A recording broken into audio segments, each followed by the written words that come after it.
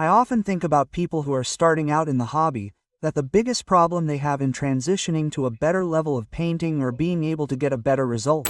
And what I do see is that the colors mix very well. The main point is how well they cover.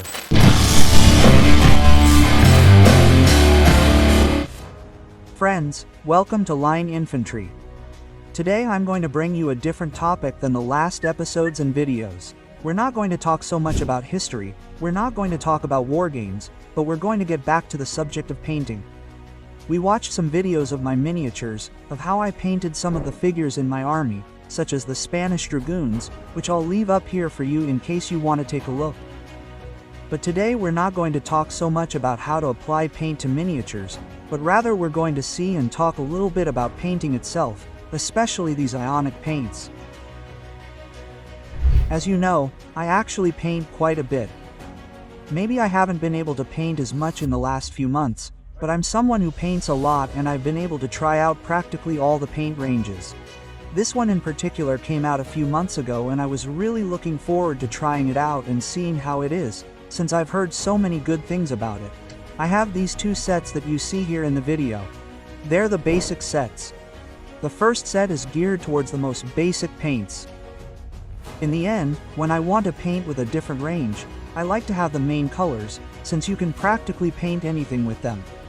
And little by little, if I see that I like it, I expand and get more paints that are more specific to what I want to paint, right? Maybe if I'm painting a unit from the British line, for example, I'll see which reds might suit me better and some particular whites, but to get the feel for the range itself and see how the paints are, I think this is an initial set to start with. In my case, as I said, I have this basic pack and then the next pack that adds some more paints, for example, some metallic, some colors that are very common and that are quite useful for any type of figure. I have to highlight that I really like the marketing they have done for these products. The truth is, you can see how much care has been taken with the packaging and both the artistic section and the information, how everything is structured. The truth is that it is a very nice package, isn't it? Sometimes this visual aspect is not taken care of so much, but I have always said that in the end, in order to sell these types of products, it has to be something that appeals to the eye. The truth is that although it is completely irrelevant to the paints, the box is quite cool. Well, if we take a look at the cans themselves before going into the subject of the paint itself, I was surprised. I think we are very used to always seeing the same type of can when it comes to paint. The typical ones like those from Vallejo, for example, right, with its little cap and so on. And I really like that they tried to innovate and create a different model. I think these ionic paints are based on another model called Atom that uses the same type of bottle, but I think it's really good in itself. You can see the paint inside perfectly. It comes with a little ball to mix it, you can shake it and mix it well. And especially regarding the cap, it's quite convenient because it's attached to the bottle itself, you just lift it and it's very easy to apply. In this aspect, I have to say that I think the bottles are quite cool. They're also very cylindrical, they're quite easy to store and it's not like, I don't know, I always think of the game Warshop Inks, which I've almost always spilled at some point because their shape makes them roll very, very easily, right? Well, in this aspect, I think it's a pretty solid design. I think that on a functional level it is also quite useful because it prevents it from drying out quickly, which as I say, from tipping over and things like that. And I also want to highlight that I like the aesthetics of these cans. I also think they are quite pretty in themselves, something that as I say is not very important, but anyway, it surprises me that you can see that they have taken great care with the details themselves. Well, looking a little more closely at the paints themselves, I value several things when painting. One is that the paint covers well. This is something that is essential for me, since one of the things I hate the most is having to apply layers and layers and layers non-stop. And that certain colors require 20 minutes of application to get a thin and uniform finish. So, that is a point that I value a lot. There's another that I also value a lot, which is how intense the color is. That is to say, there are certain ranges that are a little more, so to speak, muted colors that are great for certain things, but that ultimately are colors that you can always achieve by muting a more intense color. So, I really value very strong colors, that is, colors that have a lot of intensity, a lot of vivacity, because I can always mute them a little if necessary, but that, really for a lot of the painting that I do, which is for example the 16th century, 19th century, science fiction, fantasy. I also paint historical paintings, obviously, but that perhaps 60, 70, 80% of what I paint, having bright and intense colors is very powerful for the results that I want to achieve. And, as I say, if I want something a little more, historical, muted, more desaturated, like, for example, a military uniform from World War II, it's something that, I can always either look for a specific color for that uniform or simply mix it to find the color I need, but the other way around is practically impossible to achieve. The third point that I think is key and that I also value a lot is the finish that is not, that is, matte or as matte as possible. I don't like paints that are too shiny or the final result is too shiny, since perhaps a slight satin finish is acceptable and can also be useful, but some are too shiny and in the end you have to dull them later with a matte varnish. So that's also a super key point for me. And then, of course, there's a jumble of things, right? Well, how do they mix? How do they look when we're spreading them over the surface? Well, how well do they level out? Do they leave traces easily? I really value these types of things, and that's more or less what I tried to test when preparing this video to tell you a little bit about it. As you can see, the good thing here is that the paints are super vivid. I mean, something that I really liked is that the paints are very intense. We have a very varied range, but it's easy. I mean, practically any color has a very strong level of intensity, and that helps a lot, as I said before, to paint any type of uniform or any bright color. Also, as you can see, the applicator is quite comfortable.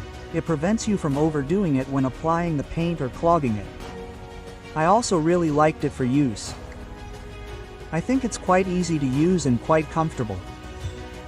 And what I do see is that the colors mix very well, that is, they look great on the palette, they hold up very well, they don't dry out easily. Even though it's August in Madrid right now, it's very hot and the paint holds up quite well. And as I've been testing it, I've been quite surprised. I see that it's a paint that covers very well, perhaps, that's the point that has surprised me the most of all. I mean, it covers extraordinarily well, it's amazing. To the point that, damn, I have a bit of trouble achieving certain transitions, because with the level of dilution that I normally have to use to achieve a good gradient, it doesn't turn out so well here because it covers too well and the gradient is a bit harsh, right? So, what this means is that we can use the paint much more diluted and cover the same as with other paints that at the same level of dilution wouldn't cover very badly, and that makes painting much easier. So it's true that, as I say, you have to practice it because in the end you have to get the hang of it, right? It's a little different, but I think it's a very, very positive aspect if we want to achieve a more or less good result or if we want to paint quickly, because with a simple coat we'll be able to cover superbly. I've tried this with different colors, even some that are a little light, and the truth is that it holds up, okay? I mean, it covers extraordinarily well. The finish of the paints also seems quite good to me. It's quite matte. Maybe I see it more saturated, maybe a little more saturated than other paints that aren't so historical, as I say, but I think that's normal because in the end it's a range that's geared towards any type of setting, science fiction, fantasy. And I think this point fits much better. If you look for it, maybe if we compare it with a range like Atom Paints, which is completely military, it may have a bit more saturated, but it's certainly nothing to worry about when painting. I also found it very easy to apply the colors in terms of how the paint levels out when making strokes. I mean, it seemed to me perhaps because it covers very well and we can paint a little more diluted, but it was very easy for me to paint without creating puddles, something that, as I say, I find very interesting. For example, I painted these miniatures with the new range and, as you can see, the result seems quite good to me. I mean, to paint Wargames figures quickly with intense colors, they came out superb. And this other miniature that I've been showing you, well, it's the same one in the end, but you've seen how I applied the colors. I'll show it to you soon in a step-by-step that I want to do on how to paint line infantry, which I've taken advantage of to, be able to give you a little more content, especially regarding painting. So, on a practical level, I'll say that I really like them. I mean, it's perhaps the range that has surprised me the most right now and that I've liked the most so far. I mean, I see a lot of possibilities, especially for, well, painting war games, painting quickly, being able to apply, control the paint more. In that aspect, I would say that they're quite good. I've tried a little, although I'm telling you, very little with an airbrush to see how they perform and so on. I also think that they are very easy to use in that, they don't end up in the typical paint that easily clogs up or covers poorly. In that regard, I also like how they work, but hey, it's not what I've tried the most right now, since I paint a lot with a brush and I use the airbrush for some armor and little else. If we look more closely at the range of colors, I'm surprised that it's quite wide, considering that it's a range that came out a few months ago. There are quite a few colors and we find colors of all kinds, from saturated to slightly more desaturated colors that can also be used, although intense, despite being more of a color that doesn't have much saturation. But I think that, as I was saying, we can paint practically any range of paint, be it historical, science fiction, or fantasy. I focus on it a lot like that, for Napoleonic themes, the American War of Independence, the American Civil War, I don't know, things from games like Black Powder. So, I think it's superb for that type of figures because that's precisely where we need this type of intense colors, which fit in superbly with something so emblematic and with that intensity that we're looking for, which could be in the uniform itself, in a banner, etc. They've recently released some sets oriented towards World War II, which is something I also want to try because I also paint quite a lot of World War II, and I think that in this case they're going to be a little more oriented towards the historical section. Therefore, I think that if they maintain the properties that we've seen and know how to orient them well towards the historical section, then it could be a super powerful range, honestly. I don't want this video to get too long. I want to end it here. I've given you a fairly comprehensive overview, and when I show you the step-by-step instructions I promised you, you'll be able to see a bit more in depth how these paints work. However, if I want to leave you with some conclusions that are as honest and objective as possible, I certainly think this range is very, very powerful. It's true that no paint is perfect. In other words, all brands have their pros and cons, but personally, for the type of painting I do and, above all, what I think is most interesting when it comes to painting miniatures like the ones we paint on the channel, I think this is a super valuable range that provides some key components for achieving high-quality miniatures in a reasonable amount of time, and, in addition, the paint itself makes the miniature shine on its own. I would highlight the main point, how well they cover. I think it's on another level compared to all the paints I've used, and for me this is key. I often think that when people are starting out in the hobby, the biggest problem they have when transitioning to a better level of painting or getting better results is usually getting even, consistent layers that aren't thick, learning to get the feel for the paint, and I think that this is where it really adds extraordinary value to this profile. The second point that I also want to highlight, beyond all this versatility of the paint, its ease and flexibility that it can perhaps provide when painting directly, is that I see it as a range that is very customer-oriented, which is something that also surprises me a lot, because it's not always the case.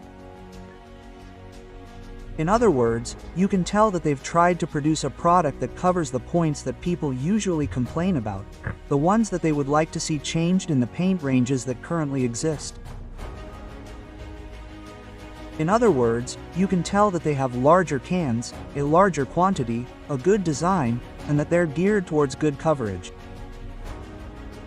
In other words, it is clear that these are products that have listened to the community, seen what shortcomings they could find, and tried to make the best possible paint design for what painters demand, whether they are painting miniatures for exhibition, war games, etc.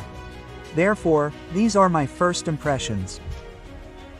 As I said, I am quite happy. It is a range that I am going to try more and more, and I think I will be able to get incredible use out of it. So, as I said, I promise you that in the future video I will be about how to paint British infantry, which I have more or less ready. A video that I have been wanting to make for a long time and that I think will be useful to many of you who are painting British, Napoleonic or other periods of infantry, because in the end you will be able to reuse the colors, whether they are British infantry from other periods or similar uniforms. So, leave me your comments, especially if you have tried these paints. Let me know what you think. And that's it, a hug to everyone.